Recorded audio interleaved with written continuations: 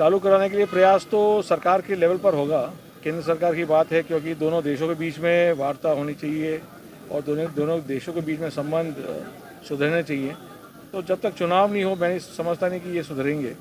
वातावरण सुधरेगा और वातावरण सुधारना दोनों का काम है और प्रयास ये रहेगा कि दोनों से बातचीत करके वातावरण सुधरे, सबका भला होगा, आम जन का भला होगा उसमें। सर, दोनों तरफ के लोग हैं इस आरक्षण के बंद होने के बाद काफ़ी पीड़ित हैं, क्योंकि अटारी होके आना बहुत एक्सपेंसिव पड़ रहा है, तो इसको लेके मुहिम मेन कार्यक्रम तो वही है कि जो खर्चा बढ़ जाता है आने जाने का, और उसके साथ साथ उसके ये जो आवागमन का रास्ता रुका है, उसके साथ साथ वीज़ा जो प्रक्रिया है उसमें भी कठोरता बढ़ी है, तो वो संख्या भी कम हो गई है और उसको भी बढ़ाना है। वो बढ़ेगा जब ये ट्रेन बढ़ने लायक होगी ना, चलने लायक होगी।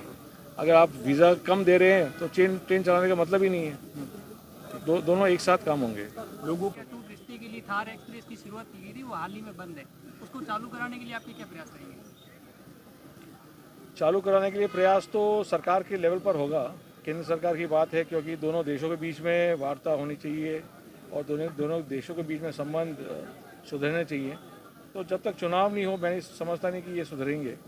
वातावरण सुधरेगा और वातावरण सुधारना दोनों का काम है और प्रयास ये रहेगा कि दोनों से बातचीत करके वातावरण सुधरे, सबका भला होगा, आम जन का भला होगा उसमें। सर, दोनों तरफ के लोग हैं इस आरक्षण के बंद होने के बाद काफ़ी पीड़ित हैं, क्योंकि अटारी होके आना बहुत एक्सपेंसिव पड़ रहा है, तो इसको लेके मुहिम मेन कार्यक्रम तो वही है कि जो खर्चा बढ़ जाता है आने जाने का, और उसके साथ साथ उसके ये जो आवागमन का रास्ता रुका है, उसके साथ साथ वीज़ा जो प्रक्रिया है उसमें भी कठोरता बढ़ी है, तो वो संख्या भी कम हो गई है और उसको भी बढ़ाना है। वो बढ़ेगा जब ये ट्रेन बढ़ने लायक होगी ना, चलने लायक होगी।